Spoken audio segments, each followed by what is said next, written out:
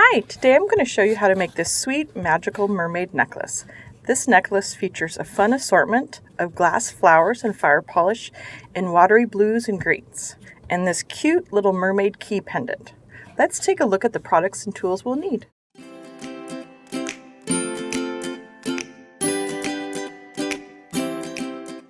For this project, I'm going to be using the 4mm antique silver Heishi spacer beads. I have 3mm Peridot fire polish round glass beads. I have 4mm Aquamarine AB fire polish round glass beads. I have these cute 3x6mm Peridot Florette Czech pressed glass beads. I have 6mm Aqua cupped flower Czech glass beads. And then I have this really cute 51mm Pewter mermaid key by Green Girl. It has really cute detail and it's like two-sided. It's a really fun little pendant. For my findings, I'm using a 12mm Lobster clasp. I have a 3x5mm thin oval cable chain to make an extender chain for my necklace. I have 24 gauge 2-inch head pin. I've got a 5mm 20 gauge open jump ring. And then for my crimp beads, I've got 2x2 crimp beads and 3.5 crimp covers, and I'm using the fine soft flex. For my tools, I'll be using round nose, chain nose, wire cutters, and crimping pliers. You can find links to all these beads and supplies in the description below. So let's get started. Okay, so to begin the construction of your necklace, I went ahead and I cut 21 inches the soft flex beading wire because I'm going to have about 18 inches of a beaded necklace, and then I'm going to add a 3-inch extender chain just to give the necklace a little bit of flexibility. So to add my lobster claw clasp, I'm going to take my soft flex, I'm going to pick up one crimp bead, then I'm going to go through the loop on the lobster claw clasp. I'm going to come back through the crimp bead,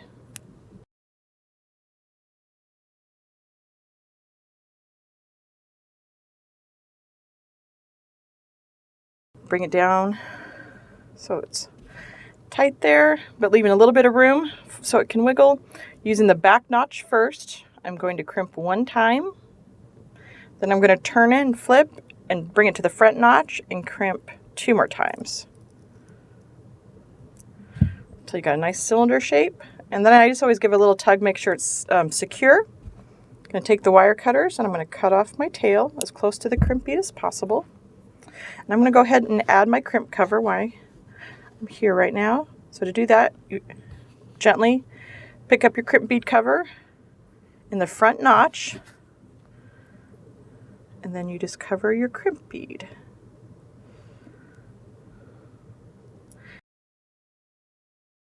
Looks really nice. Okay, so to begin my pattern, I'm going to go ahead and string one of the 3mm fire polish. I'm going to string a Heishi. Then we're going to string the 4mm, another Heishi, then the little 3mm, and then I come down. So I've got just started here, and then I'm going to come and pick up one of the glass flowers, but I'm going to make sure that the cup side is facing away from the beads that are already strung.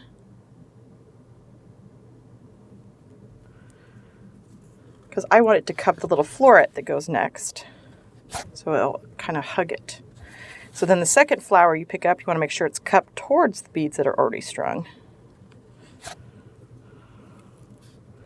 So there, you've got this cute little pattern. And then you just start again with the 3mm fire polish.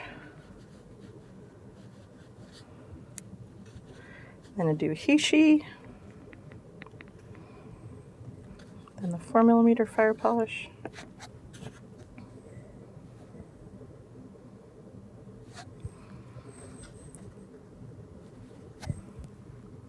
And then one more Heishi, and then the 3 again. And then you go back to the flower, picking up the cup side away from the beads that are already strung on there. And you pick up a florette. And then you pick up another cupped flower, but this time it's cup side towards the beads that are strung.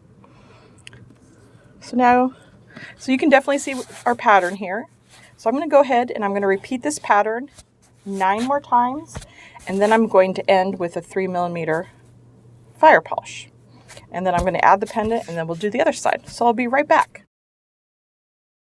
Okay, as you can see, I went ahead and I strung 1/2 of my necklace. So I finished my last repeat, and then I just added a 3mm fire polish bead. And so now I'm at the point where I'm ready to add this little mermaid pendant. And to do that, I'm going to go ahead and add a jump ring to it, and then I'll go ahead and string it on the soft flex.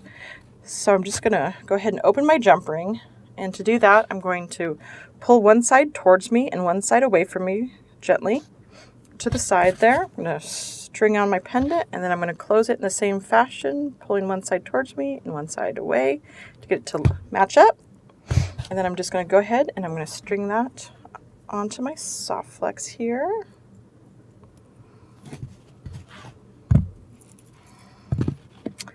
And so then I can go ahead and repeat my pattern. So I'm just going to go and add one more 3mm fire polish. So the little pendant is like centered there with fire polish on each side of it. And then I start my pattern again with the cupped flowers. So I'm going to grab a cupped flower, and it's going to be cupped away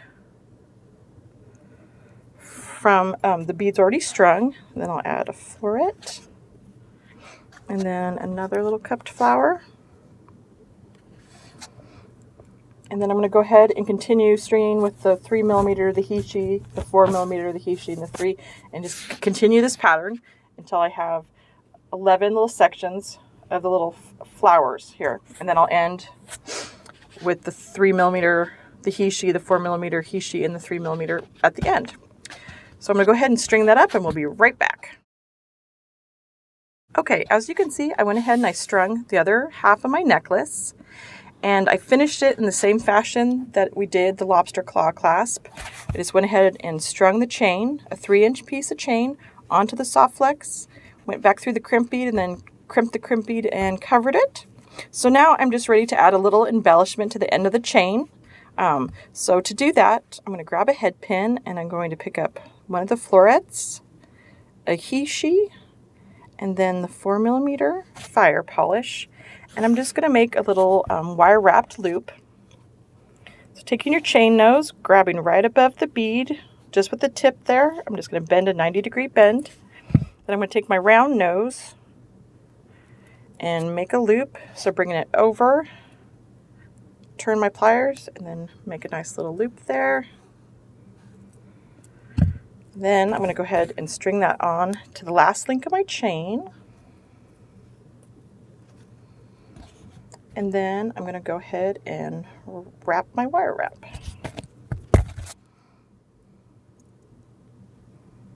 And you can use your fingers to wrap yours. I just a lot of times like to use my pliers. It's a little bit easier for me to get a good tension on there. So I'll go ahead and wrap that down. Then I trim the tail as close as possible to the wraps and tuck it in if I needs be. And now I've got this cute little embellishment at the end of my chain. You can find all the products and tools for this inspiration design at fusionbeads.com.